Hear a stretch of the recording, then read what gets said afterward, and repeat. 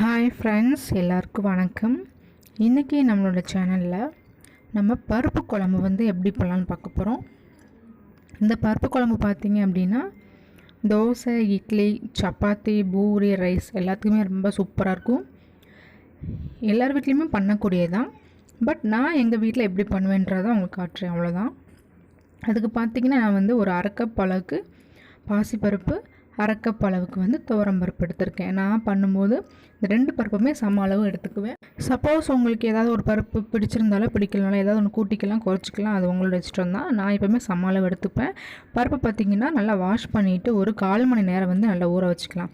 அதாவது பருப்பை வாஷ் பண்ணி நீங்கள் தண்ணி ஊற்றி வச்சுட்டு இந்த வெங்காயம், தக்காளி இதெல்லாம் கட் பண்ணுற அளவுக்கு கூட ஊறினா கூட போதும். ஊறிட்டா அப்படின்னா கொஞ்சம் ஈஸியாக வந்து வெந்துடும். அதுக்காக தான். இது கூடவே பார்த்திங்கன்னா 2 தக்காளி வந்து சின்னதாக கட் பண்ணி போட்டிருக்கேன். ஒரு 10 சின்ன வெங்காயம், ஒரு பெருங்காய கட்டி வந்து சேர்த்துருக்கேன். உங்ககிட்ட பெருங்காயத்தூள் இருந்தால் அது கூட சேர்த்துக்கோங்க. அண்டு 10 பல்லு பூண்டு இதெல்லாம் சேர்த்துக்கோங்க. இப்போது மஞ்சள் தூள் வந்து ஒரு 1/4 டீஸ்பூன் அளவுக்கு சேர்த்துக்கிறேன். இப்போ சில்லி பவுடர் வந்து ஒரு அரை டீஸ்பூன் அளவுக்கு, அதாவது உங்ககிட்ட மிளகாய் இருந்தால் மிளகாய் சேர்த்துக்கோங்க. உங்கள்கிட்ட மிளகாய் இல்லை அப்படின்னா சில்லி பவுடர் இருந்தால் அது சேர்த்துக்கோங்க. நான் எப்போவுமே வந்து மிளகாய் தூள் தான் சேர்ப்பேன். அது வந்து உங்களோட ஆப்ஷனல் தான், காரத்துக்கு ஏற்ப சேர்த்துக்கோங்க. இப்போ இது எல்லாத்தையும் நல்லா மிக்ஸ் பண்ணிவிட்டு ஸ்டவ்வை ஆன் பண்ணி நம்ம வைக்க போகிறோம், அவ்வளோதான். இது ரொம்ப சிம்பிளான மெத்தடு தான். ஸ்டவ்வை ஆன் பண்ணி வச்சுட்டோம் அப்படின்னா ஒரு மீடியம் ஃப்ளேமில் வச்சிட்டிங்கன்னா அது நல்லா வெந்துகிட்டே இருக்கும். நல்லா வெந்ததுக்கப்புறம் நம்ம பார்ப்போம். இப்போது ஸ்டவ்வை ஆன் பண்ணி வச்சுட்டேன். இப்போ நல்லா பருப்பு வந்து வேகட்டும்.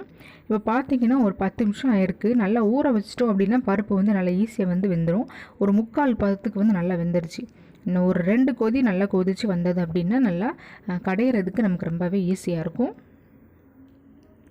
இப்போ பார்த்திங்கன்னா பருப்பு வந்து நல்லா வந்துருச்சுங்க. இந்த டைமில் வந்து ஒரு மத்தியை வச்சு நல்லா வந்து நீங்கள் கடைஞ்சிக்கோங்க.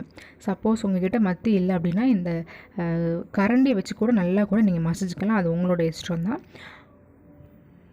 இப்போ நான் ஒரு மத்தை வச்சு நல்லா வந்து மசிச்சுக்கிறேன். இப்போ பருப்பு பார்த்திங்கன்னா நல்லா வந்து கடைஞ்சாச்சுங்க. இந்த மாதிரி கடைஞ்சதுக்கப்புறமா உங்களுக்கு பருப்பு வந்து கெட்டியாக வேணும்னா நீங்கள் இதோட ஸ்டாப் பண்ணிக்கலாம். இல்லை நல்லா பருப்பு குழம்பு மாதிரி நல்லா தண்ணியாக வேணும் அப்படின்னா நீங்கள் தண்ணியும் சேர்த்துக்கலாம். அது உங்களோட இஷ்டம் தான்.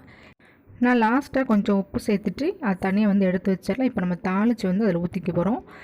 தாளிக்கிறதுக்கு நான் வந்து இன்றைக்கி நல்லெண்ணெய் வந்து எடுத்திருக்கேன். பருப்பு குழம்பு பொறுத்த வரைக்கும் கடலெண்ணெய், நல்லெண்ணெய் இந்த மாதிரி நீங்கள் எதில் தாளித்தா ரொம்பவே ஃப்ளேவர் நல்லாயிருக்கும். ஸோ ஒரு 2 டீஸ்பூன் அளவுக்கு வந்து நல்லெண்ணெய், அது வந்து நல்லா காஞ்சதுக்கப்புறமா கொஞ்சம் கடுகு, உளுந்தம்பருப்பு போட்டுக்கோங்க. அது நல்லா கொஞ்சம் பொரிஞ்சு வரணும். இது கூடவே ஒரு 1/4 டீஸ்பூன் அளவுக்கு வந்து ஜீரகம். தாளிக்கும் போது ஜீரகம் போட்டிங்கன்னா ஃப்ளேவர் நல்லாயிருக்கும். இது கூட பார்த்திங்கன்னா ஒரு 4 பல்லு பூண்டை தோல் உரிக்காமல் தட்டி போட்டிங்கன்னா இன்னுமே ரொம்ப ஃப்ளேவர் நல்லாயிருக்கும். பட் நான் இன்றைக்கி வந்து போடலை, பட் நீங்கள் போட்டிங்கன்னா ரொம்ப நல்லாயிருக்கும்.